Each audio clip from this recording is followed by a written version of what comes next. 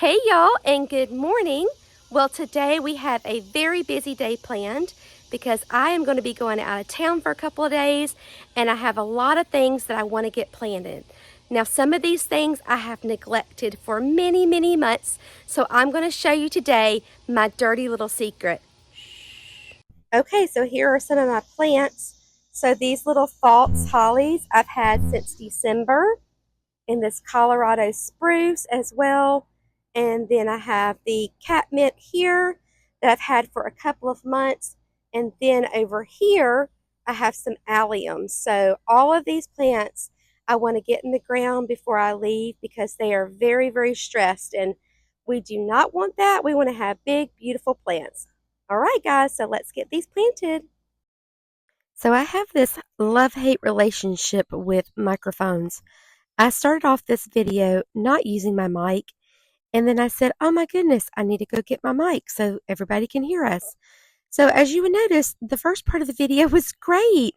My volume sounded great, but then as we went along with the mics on, Savannah's mic was doing great, then my mic died. So I thought I had charged both of them fully, but apparently I didn't. So you can hear Savannah in the videos, but you can't hear our conversation. So I just decided I would do a voiceover. So we had this conversation the other day, Savannah and I, and she was like, Mom, you're heading out of town and you have these plants sitting here and they are just dying and we need to go ahead and get them in the ground. And I was like, okay, how does your Saturday morning look? So she was like, yes, we can do it on Saturday morning. And so we got up fairly early, went ahead and ate breakfast, and we got out there before my rule of 10 o'clock. So we had to get these plants in the ground because I'm going to be going out of town to see my parents. And she was right. They were just looking really bad. So as you can see here, she's just taking some of that extra dirt and putting it around these boxwoods because as they have settled into the ground, they've kind of heaved up out of the dirt. So I'm just adding some extra soil. And I think what we've also discussed too is maybe in the fall or in the spring, just kind of refreshing this flower bed with some dirt. And then also I think we're going to go ahead and do some mulch. Savannah moved over to the left side flower bed and she was getting ready to plant the pink nepeta, and she decided she was going to pull a weed that was in between the Supertunia Vista bubblegum. And when she went to pull the weed, the whole plant just pulled up out of the ground. And she started looking around underneath the pine straw at the dirt, and she was seeing like all of these snails. Like the snails were everywhere. So last week, I had noticed on my video that my petunias just did not have the buds like they had last year. So I thought, well, maybe I am dealing with budworms. Everybody talks about budworms with their petunias. So I went and got some BT and I sprayed them and just still didn't really notice a difference in more blooms. So now that we're seeing all of these snails, I am thinking that it's the snails that are destroying my buds. So I went ahead after today, after we got finished planting, me and Savannah went to the store and we got some snail and slug killer. It was like a little pellet form, and we got it at Lowe's. And it was around $10 a bag. And I just took it and sprinkled it around all of the Supertunia Vista bubblegums and all of the Supertunia Vista snowdrifts. I haven't noticed it as much on the snowdrifts, but the bubblegums I have. So as you can see here, it already has green coming down here at the bottom. Okay. So we're going to go just kind of above where that green is at. I love how confidently you cut it. I would be cutting one by one, afraid to mess it up. So I like to kind of grab it like you're doing a haircut. Okay. Grab a bunch, and then you're kind of like measuring it with the one you just cut. So you're just kind of going around, putting it out. And it's left with like a little shrub. Yeah, and you can take out anything that's broken or dead or diseased. So about right here? Mm-hmm. Okay.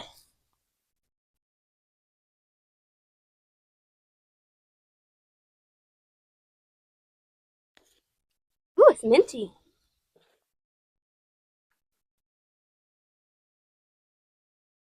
Okay, just grab a bunch of it. Okay. There you go.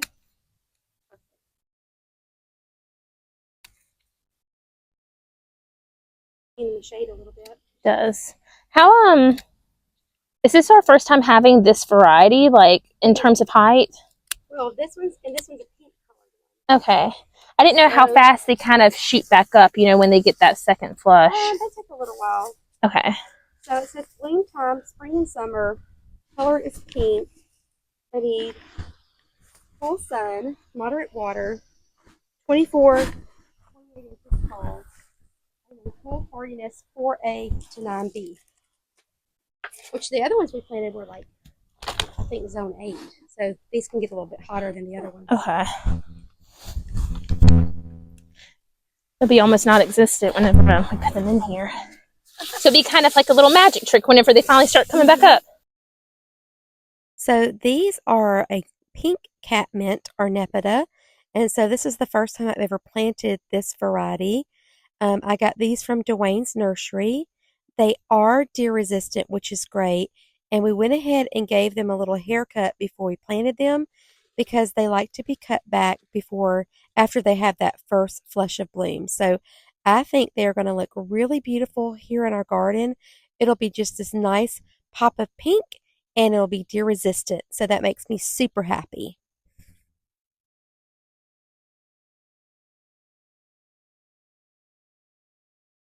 Okay, so this is where we are thinking about planting these little bushes here. So we have our tree line. Here is the front of our property. It kind of goes through here. And we're thinking about doing these on a little swoop in front of these trees. And Savannah already did like a little test dig to make sure she could get through the roots. And she's doing pretty good so far. And we really want to use these like at Christmas time because they have beautiful foliage. So we're not planting them as so much for the landscape as we are for the foliage because they're going to be beautiful in our Christmas little decor bouquets. This one right here got rust really bad, so Mom had to put it in timeout and cut it back a lot.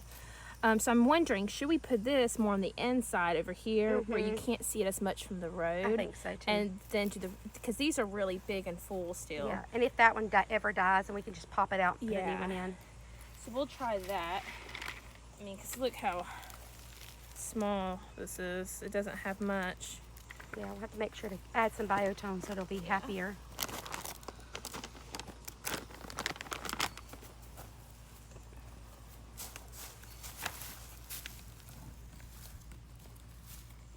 I'm just going to dry fit it first just to make sure. Do you think that'll be okay? Mm-hmm.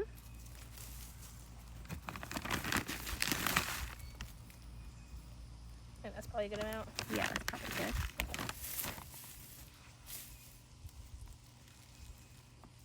Let's do it that way. It's like all the dirt wants to fall off the roots. Yeah. It looks like it actually is kind of leaning this way. If you'll come and look at, and I think you need to twist it around the way you had it before. Keep twisting, and I'll tell you when to stop. Oh, you want the dead side? Keep twisting. Oh, okay. Right there, yeah. You want the dead side? Yeah, because it's not about the dead side. It's about that main branch is crooked, and if you have it that way, the main branch is growing straight. Okay. So I understand what you're saying about it being dead on that side, so you won't see it from the street, but I think we want the branches to go straight, especially the main branch. Ooh. The only thing bad about these kind of plants is that they're pokey. They are pokey. Yeah, make sure you give that one a good tap. You may even want to tap it in with your feet, just so you don't have any air pockets, because it looked like it was sitting a little bit like it was kind of wanting to float in that hole. There you go. Perfect. I think I didn't do my bucket method, so I lost some of my dirt. Ooh, the breeze feels so nice. Okay. I'll just tub this one back in. Looks pretty. So when we're planting in the woodline area, what we like to do is to pull back the pine straw first, and then we will take the dirt and put it down into a bucket and kind of save it. And this may be where it's going to get very, very difficult because of these tree roots. So we may have to adjust where we plant things because of the tree roots are pretty deep here. So that's the thing about planting near the trees. You kind of have to adjust and sometimes it may not be exactly symmetrical on where you wanted it to be.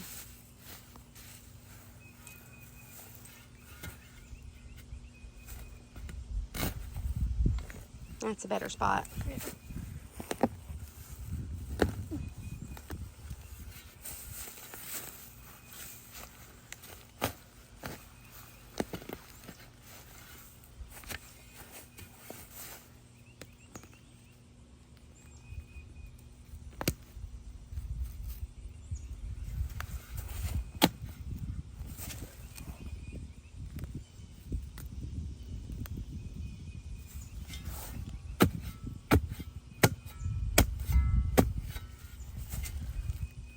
Okay, so she was able to use the loppers and was able to get around the roots of this tree. And we have this one all planted in. And look how pretty it looks. I know it's pokey, but it sure is a pretty bright pop of color over here. I think it's really pretty. Here? Yeah. And of course, Winnie had to come and join us. Winnie, have you been doing good? Do you want to show everybody your summer haircut? Are you going to bring me a stick? Thank you. Thank you. So Winnie got her hair cut. She went to Georgia for a week, and while she was there at Nan and Papa's, she went and got her a haircut. So she's got her cute little summer haircut right now. So we had someone suggest on one of our videos to add water to our holes. Do you think that would help, Savannah? Make it softer? Think it would get rid of the roots? I think they were just thinking that the dirt was hard. Oh. The dirt's not hard. No, it's just the roots. The roots are hard. The dirt's actually really It's really soft. It's Yeah. just sand. I know. And no, it's just the pine tree roots. Since we're at water, sea level, Mm-hmm. they don't have to go as deep as some people's trees. Mm-hmm. They just stay on the surface, and so then you get to play with them when you want to put a plant in. Mm-hmm. Yeah, I think we're like 15 feet above sea level where we live at. 15 feet. Yeah, so these trees, they don't have to look for any moisture.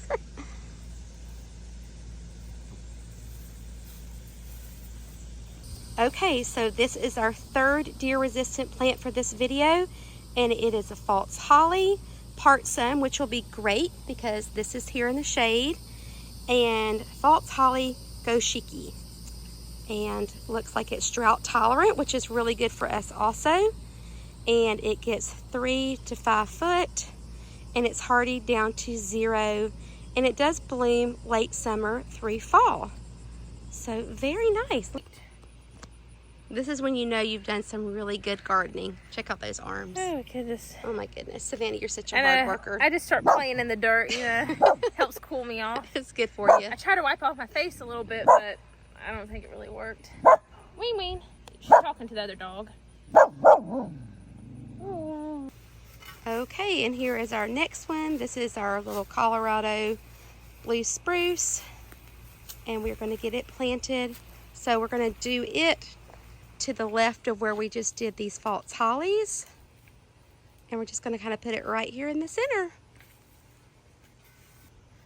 Okay, so we got the Colorado blue spruce in the ground, and it looks beautiful. Okay guys, so we are all finished with this dirty little secret, and we got our little planting done today. And as you can see, I didn't even do anything but filming, and I am so red. And Savannah did all the work, and she is red and dirty. I'm like a beet tomato. I know. So are you happy that we got them in the ground? I am, because it was starting to kill the grass where we were keeping them, and they just look so sad. You don't really want to waste that money of a plant. So I was like, Mom, we have to get out there. I know it's hot, but we're just going to have to beat the heat and plant these plants, water them in, and they'll be so much happier than being in their pot. Thank you so much for helping me. You're welcome. I enjoyed it. That's one of the reasons I didn't get them planted either, because it's really hard for me to dig through this hard soil, and I knew Savannah, if she helped me, that we could get through it. So I hope you guys have a chance to get in your gardens today. Bye, friends.